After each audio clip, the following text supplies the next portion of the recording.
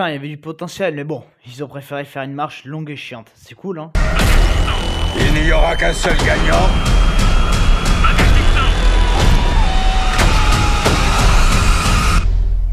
Et pas de ligne d'arrivée. Bonjour à tous, c'est Tato Bros, et aujourd'hui donc critique de Marche ou Crève. Et là vous allez vous dire, mais pourquoi il sort une critique la veille de la sortie du film? Moi qui d'habitude ne vais jamais aux avant-premières. Alors bon, voilà, j'ai décidé, à partir de août, j'ai commencé à faire un changement, parce qu'avec le travail, tout ça. Alors, j'avais prévu d'ailleurs de faire plus de live. J'annule cette idée, elle était vraiment pas terrible. Parce que les lives, voilà, on a vu, ça bug, ça marche pas toujours très bien, puis en plus d'un point de vue vidéo, c'est complètement dégueulasse la qualité. Donc voilà, c'est pour ça que là, bon, ce que j'ai prévu de faire en multicritique, je le ferai en vidéo. Mais sinon, voilà, je ferai une critique, de chaque, truc. Alors ça peut être des critiques longues ou pas, hein, de jeux, de films, de séries. Mais au moins, voilà, je suis pas chronométré, je peux m'exprimer librement. Et puis, donc oui, je vais essayer une fois par mois environ d'aller à une avant-première. Voilà, alors ce mois-ci, je pense pas que j'irai, parce que j'en ai pas. Mais je pense que il y a moyen que, par exemple, il y a des films en décembre comme Anaconda, j'aimerais bien choper une avant-première. Donc voilà. Et donc oui, j'ai pu aller voir Marche ou Crève en avant-première, donc c'était vendredi soir dans beaucoup de cinémas, c'est ce qu'on appelle le vendredi frisson. Donc un film entre guillemets «d'horreur», parce que bon, ce film-là n'est pas d'horreur, je tiens à le préciser. Et donc de quoi ça parle, Marche ou Crève? Donc Marche ou Crève, on suit, donc 50, j'ai bien dit 50, hein, pas 100 comme le dit la bande annonce. Oui, parce que dans le livre, c'était 100 apparemment, vu ce que m'ont dit ceux qui l'ont lu. La bande annonce te dit qu'il y en a 100, mais en fait il y en a 50. Il y en a 50 qui sont morts entre la bande annonce et le film, quoi. C'est quand même fabuleux, mais bon. Donc 50 participants qui ont pour seul but de marcher sans s'arrêter, et le dernier qui sera, encore debout, à la toute fin, gagnera un prix, donc c'est-à-dire du pognon et de réaliser un vœu. Tant que ce vœu n'est pas politique. Et donc évidemment le but, c'est que sur les 50, il en reste plus qu'un, hein, voilà. Donc en gros, il y a un 49 qui passe à la casserole. Et voilà, donc ils ont, 3 avertissements et ils peuvent pas, faire plus de 3 erreurs. Alors après attention, un avertissement, tu dois marcher 1 heure sans problème pour le réparer. 2 avertissements, c'est 2 heures. 3 avertissements, 3 heures, vous l'avez compris. Donc voilà, et donc on va suivre des personnages qui, vont faire face à un dilemme moraux, hein, un peu à la Squid Game, enfin un peu, beaucoup à la Squid Game. Et laissez-moi vous dire que, alors voilà, c'est pas non plus la pire daube que j'ai vue, c'est même pas une daube. Je dirais que c'est un film divertissant mais très moyen. Il y en a peut-être qui vont trouver ça complètement génialissime, parce que peut-être que vous n'en attendez pas grand-chose et que vous allez vous dire: «Putain, ouais, c'est bien». Moi, j'ai trouvé ça assez moyen et assez dommage. C'est pas la grosse merde, mais c'est pas non plus le blockbuster, de 2025 qui m'a fait le plus rêver, quoi. Parce que là, donc, déjà, bon, voilà, on peut parler de ça, on nous vendait dans la bande-annonce les morts. Il faut savoir que dans la bande-annonce, vous avez à peu près toutes les morts du film, à 2-3 près. Parce qu'en fait, alors je demandais pas à avoir 49 morts, parce que je dis 49 parce qu'évidemment, il est censé avoir un survivant. Je demandais pas à avoir une quarantaine de morts, c'est pas la question. Mais je sais pas, tu montré 15-20 quoi. Et là, bah non, ils ont préféré nous en montrer, 7-8, hein. Et puis bon, après le reste, on s'en fout. Hem Et puis bon, voilà, il y a le film, plus tu creuses et plus tu te dis qu'il y a quand même pas grand-chose de cohérent. Alors, voilà, peut-être que dans le futur, je le ferai en un flop. J'ai bien dit dans le futur, mais je me vois pas le faire parce qu'il est pas mauvais en soi, le film. Voilà, c'est un film qui est assez divertissant, qui a quand même quelque chose à raconter, mais quand on creuse, il y a quand même des problèmes de cohérence. Genre, il y a un personnage qui va nous apprendre, via un flashback, qu'il a déjà vu une mort sous ses yeux, de quelqu'un, qui est mort d'une balle, sous ses yeux. Et en fait, dans le film, plutôt, dès qu'il y a quelqu'un qui meurt avec une balle, tu as l'impression que le gars, il a jamais vu ça. il est en mode: «Oh là là, mon Dieu, mais quelle atrocité!» Alors genre, t'as déjà vu ça dans ta vie, donc tu devrais même pas être choqué. Enfin bon, c'est assez bizarre. Alors pareil, ils arrivent à tenir 5 jours sans dormir. Non mais mon cul, c'est du poulet. Puis, bon voilà, alors 5 jours. Alors en 5 jours, il y en a que, 2 qui ont envie de chier, quoi. Les autres, non, mais 5 jours sans chier, c'est normal, hein.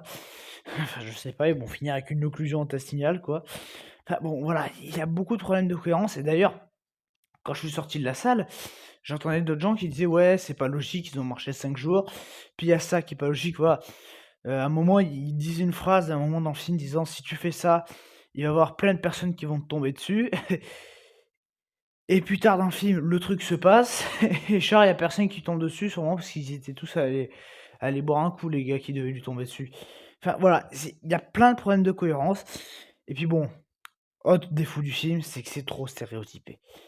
C'est-à-dire que c'est écrit d'une manière, tu sais d'ores et déjà, dès le début du film, qui vont être les 2 derniers à s'affronter. C'est-à-dire qu'en fait, tu n'as pas de suspense, parce que c'est trop du déjà vu et qu'on n'essaie pas juste de te développer, je sais pas, ils auraient pu noyer un peu le poisson en développant, 10 personnages et comme ça, là, vraiment, tu aurais eu un dilemme de qui va survivre. Mais en développant 2, tu savais très bien que dans tous les cas, il y a les 2 qui vont arriver à la fin et là, tu auras un mini suspense de qui va crever. D'ailleurs, ils jouent de ça à la fin et ça, pour le coup, c'était pas une mauvaise idée. Mais voilà. Et puis bon, le film, il est pas non plus c'est pas un film qui réinvente la roue, hein. Donc ça adapte, une œuvre de Stephen King que je n'ai pas lue. Voilà, je sais qu'on m'en a dit beaucoup de bien. Je pourrais pas vous dire si ça adapte correctement ou pas. Moi, je peux juste vous dire que j'en ai parlé à un proche qui m'a, dit, à quelqu'un de mon entourage qui m'a dit que bon, parce qu'il m'a demandé comment c'était la fin et quand j'ai raconté, il m'a dit: «Ah non, c'est pas exactement comme ça». Donc bon, voilà. Après que ça prenne des libertés, j'ai rien contre, hein. Toute adaptation de jeux, de livres, de séries, de tout ce que vous voulez, ça a toujours pris des libertés. Ça me dérange pas, mais le film a quand même des gros problèmes.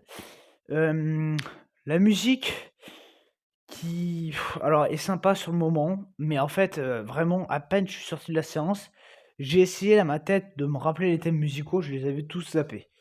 Voilà, c'est vraiment tout ce qui est le plus oubliable. Alors le jeu des acteurs, bon, ça joue quand même assez bien. Enfin, ça joue bien. Là aussi, ça dépend des acteurs. Après, le problème qu'il y a, c'est qu'il y a certains dialogues, vraiment. Voilà, le film fait 1h45, ils auraient pu en faire 1h25. Il y a 20 minutes en trop, et j'ai expliqué pourquoi. Parce qu'en fait, on te balance de la vulgarité gratuite. C'est-à-dire, tu as des scènes, alors bon, je vais pas les citer ici parce que c'est vraiment d'une vulgarité énorme, mais c'est genre: «Ah ouais, j'ai vu ta mère, je l'ai bip hier», enfin, mais des trucs, mais ultra vulgaires, qui sont là juste pour occuper l'écran. C'est-à-dire qu'il y a des phrases comme ça, pendant 5 minutes, ça va dégénérer parce que tout le monde s'insulte comme des porcs, alors qu'il y a même pas une mort, hein, c'est genre ça vient à peine de commencer. Enfin, c'est complètement nul, quoi. Puis voilà, il y a des trucs, enfin, c'est pas mauvais, mais pour moi, c'est vraiment moyen et c'est-à-dire que même après, je me disais: «Ouais, mais il y a quand même ça qui est bien». Et à chaque fois, je me disais: «Ah oui, mais je peux dans mon cerveau, c'est peut-être plus que moyen». Et en fait, il y a tellement de défauts que ça me fait rechuter à moyen, quoi. Alors voilà, c'est pas une merde. Effectivement, je préfère que vous, regardez ça, notre ânerie qui sort, genre, enfin oui, voilà, c'est pas le pire truc du siècle. Voilà, je préfère que les gens, aiment ce film que Superman. Bon, parce qu'on vous prend quand même pas pour des idiots, avec notamment une photographie qui est plutôt bien soignée. Alors je crois que c'est Francis Lawrence, le réalisateur, si je me peut-être que je me trompe sur son prénom, donc qui avait réalisé tous les Hunger Games sauf le premier, je crois, et je sais pas s'il a fait autre chose. Alors bon, Hunger Games, je m'en souviens même plus, mais je crois que là aussi, parce que donc je crois qu'il scénarise ici aussi, et je crois que l'Hunger Games aussi, et puis il me semble dans mes souvenirs que c'était quand même beaucoup de facilité scénaristique. Bon, je les reverrai. Mais donc, voilà, c'est pas mauvais, la photographie, tous les plans sont vraiment magnifiques. Il y a même des plans de pluie, avec l'éclairage, tout ça, via des flashbacks ou autres, qui sont tout simplement magnifiques. Voilà. Donc oui, c'est beau, c'est joli, mais le problème qu'il y a, c'est que, et voilà, c'est un cadeau, quoi. C'est-à-dire que c'est bien emballé, c'est super beau. Et en fait, quand tu c'est un truc que tu as déjà vu 15 fois, quoi. Voilà, c'est genre un jouet que tu as déjà eu 15 fois, bah, là, c'est exactement pareil. Donc c'est vraiment dommage de ce point de vue-là. Voilà, parce que les 2 acteurs principaux s'en sortent plutôt bien. Ce qu'il y a, c'est que les autres, on leur donne pas beaucoup de matière. Alors, il y a quand même un truc que j'ai jamais vu et ils ont fait fort. C'est-à-dire que bon, là, à un moment, il va rester 4-5 persos et bon, il y en a 2 qui meurent et donc ils sont plus que 3 et là, de ce coup, tu as un mec qui te fait un développement express, avec un twist, mais qui sort de derrière les fagots et tu te dis: «Putain, j'aurais bien aimé voir qu'est-ce que ça aurait pu faire», mais on te le sort comme ça et puis chut, hop, sous le tapis et après on dit: «Bon allez ciao, hein, je vais crever». Alors c'est pas vraiment du spoil, hein, de toute façon, ça se voit très bien qu'il va crever, mais tu te dis: «Mais c'est nouveau ça, tiens». Genre, maintenant on te déballe, un développement de personnage, mais qui en fait ne te fait pas t'attacher à toi, parce que ça explique, juste qu'est-ce qu'il venait foutre là. Genre la question on lui a posée il y a 1 heure et demie de dans le film, et puis c'est au bout d'1 heure et demie qu'il s'est dit: «Tiens, je vais y répondre, hein», et puis après, allez hop, moi je vais aller faire dodo dans un cercueil. Particulier quoi. Donc voilà, et puis même on a essayé de te faire le truc de on te montre la cruauté du monde, hein, et j'en passe. Mais en fait, le problème qu'il y a, c'est que tu l'as déjà vu 15 fois et il y a quelqu'un qui a mis la barre extrêmement haute, c'est Squid Game. Voilà, Squid Game, dans l'atrocité humaine, ça a tellement mis la barre haute que tu peux pas rivaliser. Voilà, même si le film est moyen et peut-être sympa, mais voilà, Squid Game, qu'on aime ou qu'on n'aime pas, on peut pas dire que ça a pas mis en valeur l'atrocité humaine, de laisser des gens crever pour un bébé. Enfin, de faire débat de: est-ce que nous, mecs de 70 ans, on se bat pour survivre ou est-ce qu'on laisse un bébé survivre, lui qui n'a rien fait d'innocent, de mal? C'est vraiment horrible, quoi. Et là, bon voilà, là c'est vraiment lambda. Puis comme j'ai dit, même alors voilà, c'est interdit aux moins de 16 ans juste pour la vulgarité, quoi. Parce que les scènes de violence, j'ai vu pire, quoi. Enfin franchement, voir 2 gars se prendre une petite balle, et avoir une petite giclée de sang rapidos en 2-2, c'est pas ce que j'appelle non plus le truc ultra violent. Enfin, c'est presque tu te couperais avec une feuille de papier, tu plus de sang que le gars qui se prend une bastos dans le crâne, quoi.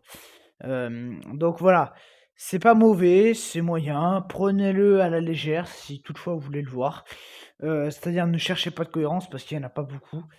Après voilà, c'est joli, il y a vraiment des bonnes idées dans la mise en scène, dans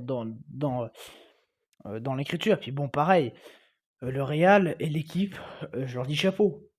Parce que tourner ce film, c'est pas un film comme les autres. Tout le dialogue, tout doit être fait en mouvement. Donc c'est-à-dire que tout le film a été fait en mouvement.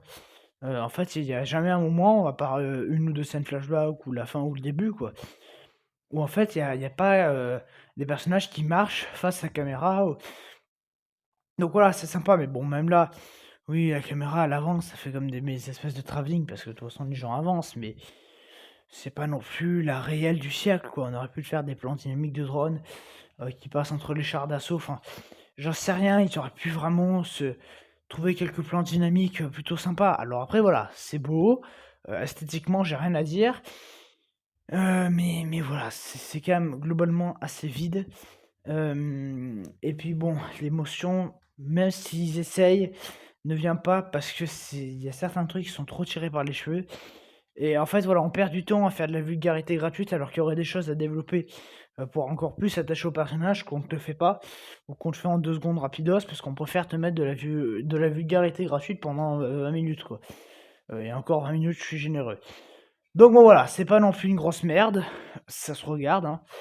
J'ai pas passé une mauvaise séance non plus, mais bon, je dois avouer que quand ça s'est terminé, j'étais plutôt content. Juste, je tiens aussi à préciser que, donc le mec qui joue le général méchant qu'on voyait dans la bande qui a la voix de Benoît, Alman non, c'est pas Benoît Alman, moi je sais plus comment il s'appelle, du doubleur français qui double d'habitude Michael Keaton et qui doublait aussi Luke Skywalker dans l'excellente postlogie Star Wars, hein. Ah bah oui, qu'on a tous hâte de voir la suite arriver dans un flop. Et donc il faut savoir que, bon, alors c'est pas du spoil, mais l'acteur est Mark Hamill. Voilà, donc l'acteur qui joue Luke Skywalker. Alors c'est vrai que ce qu'il y a, c'est que vu tout le long, on voit que c'est lunettes de soleil machin, que bon, je suis pas non plus un grand fan de cet acteur, hein. J'ai vu 2 films avec lui. Enfin, j'ai vu les Star Wars et il y a eu Kingsman, je crois, où il avait joué dedans. Je l'avais pas reconnu et puis c'est un moment à la fin, il fait un enfin non, c'est pas à la fin, je sais plus. Il y a un moment dans le film, il fait un geste avec ses bras, «Calme-toi, qu'est-ce que tu fais là?» ou je sais pas, enfin il montre quelque chose avec ses doigts et là j'ai reconnu, Luke. Donc voilà, donc oui, effectivement, c'est bien Mark Hamill. Donc j'étais content de le voir et puis bon, le rôle est pas forcément mauvais. Il joue bien vraiment cet enfoiré sans cœur, hein. Mais voilà, comme je dis, c'est que des clichés et ça en est très dommage. Donc à part la réal qui suit, les jeux d'acteurs qui sont globalement assez bons, heu et quelques idées à droite à gauche dans le scénar, ça reste quand même, très, très décevant et très moyen. J'en attendais beaucoup plus, au vu de la bande annonce. Voilà, en fait, c'est con parce que ça traite quand même des trucs assez, qui sont vrais. Quand tu marches pendant 2 jours comme ça, comment tu fais pour chier, et en fait, à côté de ça, ça va te faire des facilités scénaristiques de on dort pas pendant 5 jours. Non, enfin, c'est pas possible. Donc voilà ce que j'avais à dire sur ce, Marche ou crève, donc que j'ai eu la chance de voir en avant-première. Donc voilà, c'est pas une merde, c'est pas totalement acheté. Si toutefois vous voulez aller vous le faire, allez-y, mais c'est vraiment pas le film que je vous si vous allez souvent au cinéma, que vous avez une carte illimitée, je sais pas quoi, allez-y, vous allez peut-être passer un bon moment, mais voilà, si vraiment vous êtes là, vous allez une fois par mois, voire peut-être moins, c'est peut-être pas le film où il faut se déplacer pour aller en salle. Voilà, mais de toute façon, abonnez-vous à la chaîne, et laissez un like et dites ce que vous avez pensé du film. Puis voilà, cet abonnement à la chaîne vous permettra de voir d'autres films que je vous conseille et aujourd'hui, normalement, il est censé sortir d'autres critiques de trucs que je vous conseille. Donc vraiment, restez, voilà, abonnez-vous. Je critique tout le temps des films, des séries, des trucs, donc vraiment, vous saurez quoi regarder si c'est pas encore abonné, hein. Si vous n'êtes pas encore abonné, qu'est-ce que vous attendez? Bref, donc voilà pour Marche ou crève. En tout cas, donc moi je vous dis à très bientôt. Allez, ciao.